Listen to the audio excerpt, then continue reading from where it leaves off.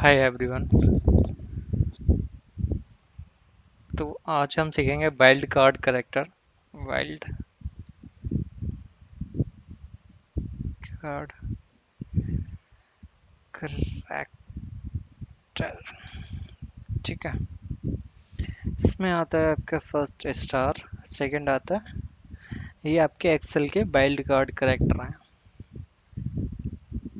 ठीक है। होते क्या है, ये होता है आपका सीरीज ऑफ करेक्टर के लिए। करेक्टर ये होता है सिंगल करेक्टर के लिए, ठीक है। अभी मैं दिखाता हूँ, जैसे अगर मेरे को काउंट करना है स्टार इसमें से, ठीक है।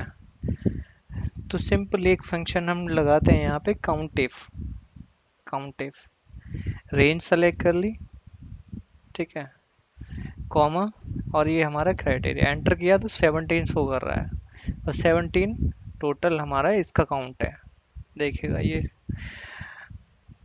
तो अगर मैं इसको फाइंड भी करूँगा, कंट्रोल एफ किया और मैंने इसमें स्टार डाल दिया, अब मैं फाइंड पे क्लिक कर रहा हूँ, नेक्स्ट नेक्स्ट नेक्स्ट, तो देखिए ये फाइंड करके भी नहीं दे रहा उसको, ठीक है।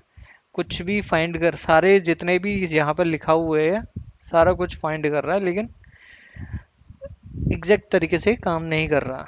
तो ये होते हैं वाइल्ड कार्ड करेक्टर्स, जिनको कंट्रोल करने के लिए हमें स्पेशली कुछ यूज करना पड़ता है। ये होता है टिल्ट, एक मार्क होता है कीबोर्ड में,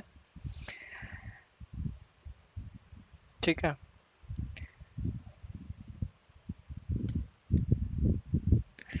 ठीक है, इस मार्क को यूज करने के बाद हम लोग उसको फाइंड कर सकते हैं। अभी मैंने जैसे स्टार के पीछे आगे यहाँ पे टिल्ड मार्क लगा दिया, अब मैं फाइंड करूंगा तो ये उन्हीं करेक्टर को कैच करेगा, देखेगा। देखिए, देखिए, देखिए, अगर मैं काउंट इफ करता हूँ, जैसे मेरे को काउंट इफ लगाना है, ठीक है, मैंने रेंज दिया, कॉमा, और ये, और इससे पहले मैंने लगा दिया टिल्ड, तो आ गया 3 काउंट, क्योंकि इसमें 3 स्टार हैं, 1 2 एंड सबसे एंड में जाके 3। तो इस तरीके से हम इसको यूज कर सकते हैं। इसके अलावा एक और चीज़ मैं यहाँ पे ऐड कर देता हूँ। ये हम जो वाइल्ड कार्ड करेक्टर हैं, ये हम जो यूज़ करते हैं इन चीज़ों को, ये जैसे let me check the data, okay, ये एक डेटा है, सपोज कीजिए इसमें मुझे ऐसे करेक्टर काउंट करने हैं जो कि ई से स्टार्ट हो रहे हैं, ई एंड स्टार, ऐसे करेक्टर, ऐसे वर्ड, ऐसी लाइन आइटम काउंट करने हैं जो कि ई से स्टार्ट हो रहे हैं। तो अब देखिएगा, काउंट इफ मैंने लगाया, उसके बाद मैंने रेंज सेलेक्ट किए और ये टाइप कर, तो ऐसे 4 हैं जो ई से स्टार्ट हो रहे हैं। फर्स्ट हो गए ये, 1 2 3 एंड 4। तो चलिए, और मैं इसमें एक चेंजेस करता हूँ, यहाँ पे भी मैं ई कर देता हूँ, तो यहाँ पे हो गया 5। अब मैं कहता हूँ मुझे ई तो पता है, ई के आगे के करेक्टर नहीं पता, ठीक है, क्या है। तो इसने 5 काउंट करके दे दिया। अब मैं कहता हूँ ई के साथ एन भी पता है मेरे को, लेकिन आगे के करेक्टर नहीं पता, तो उसने कहा ई और एन लगा के उसके बाद जितने भी हैं उसमें एक ही है, एक ही ऐसा वर्ड आ रहा है, तो इसलिए हम इसको यूज करते हैं वाइल्ड कार्ड करेक्टर। और जो क्वेश्चन मार्क है, जो ये हमारा सिंगल करेक्टर के लिए यूज होता है, तो इसको हम कैसे यूज करते हैं, जैसे पहला करेक्टर नहीं पता, बाकी के करेक्टर्स हमें पता है, 2 करेक्टर पता है, ठीक है, और टोटल 3 करेक्टर का नाम है। अगर मैं 2 टाइप करता हूँ तो देखिए 0 आउटपुट दिया इसने, अगर मैं 3 करेक्टर डालता हूँ इसमें तो 4 काउंट दिया इसने, ठीक है। अगर मैं कहता हूँ यहाँ पे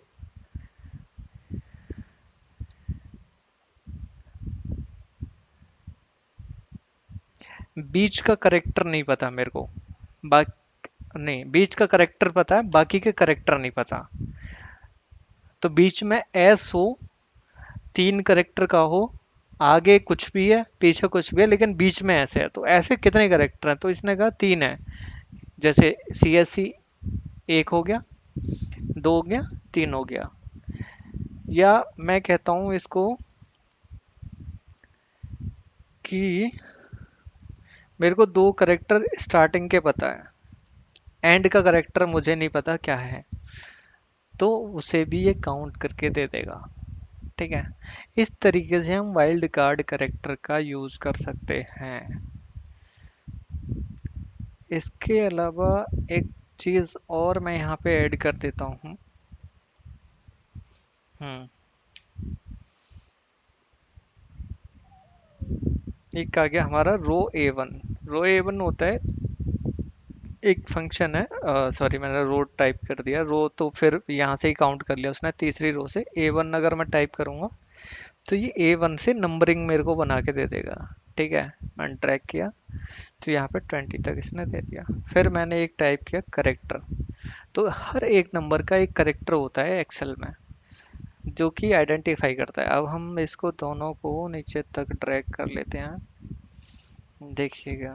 ठीक है, 27 तक उसके नॉर्मल करेक्टर थे, उसके बाद ये स्पेस के लिए यहाँ पे आ गए, फिर उसके बाद ये स्टार्ट हो गए। 48 से लेके और नीचे तक ड्रैग कर लेते हैं इसको, देखो ये 9 तक आ गए, यहाँ तक नंबरिंग है। ये स्पेशल करेक्टर आए इसमें, यहाँ भी कुछ स्पेशल करेक्टर आए हैं, फिर उसके बाद A B C D start हो गए। ठीक है, तो करेक्टर फंक्शन से हम एक जब एरे बनाते हैं तो उसमें एक यूज होता है इसका, और इसको अगेंस्ट जाना हो, मतलब आपके पास करेक्टर पता है, कोड उसका पता करना हो, तो उसका लिए फंक्शन है कोड। ठीक है, तो ये कोड निकाल के दे देगा। अभी जैसे कि यहाँ पे 65 से लेके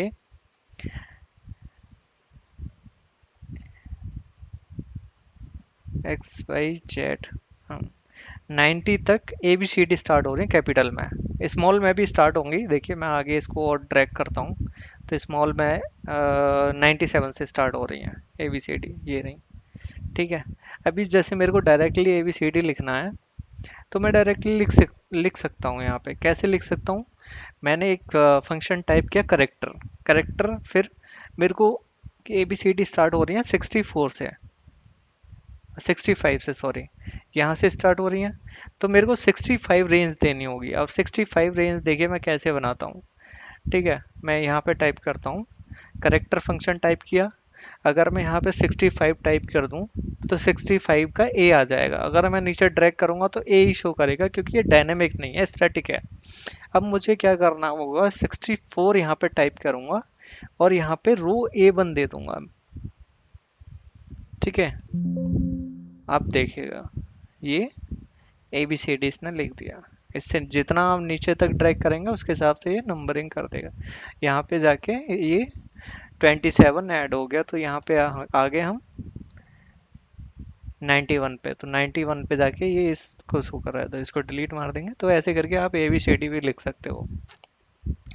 ठीक है, ये डेटा क्रिएट करने के काम आता है। अगर आपको इसमें और ज़्यादा मतलब वो करना था तो इसको ऐड भी कर सकते हो ऐसे करके।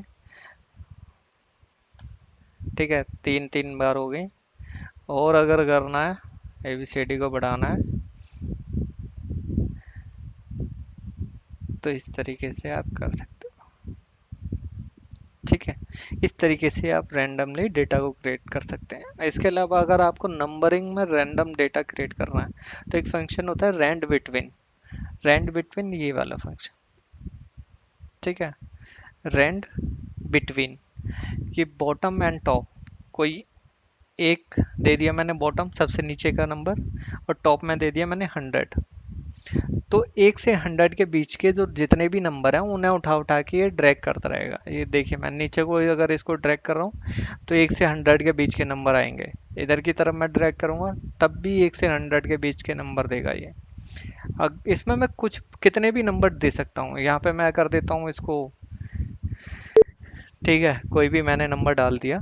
यहाँ पे भी मैं कोई भी नंबर डाल देता हूँ, अभी इसके बीच का नंबर दे देगा। एक्सपोनेंशियल लग गया। एक्सपोनेंशियल कब आता है? जब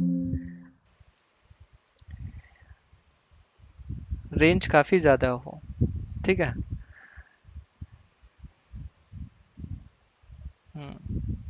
छोटा कर देता हूँ मैं इसको ताकि नंबर क्लियर हो जाए। हम्म, देखिएगा। तो इस तरीके से रेंडमली डेटा आप एनालिसिस एनालिसिस के लिए क्रिएट कर सकते हो।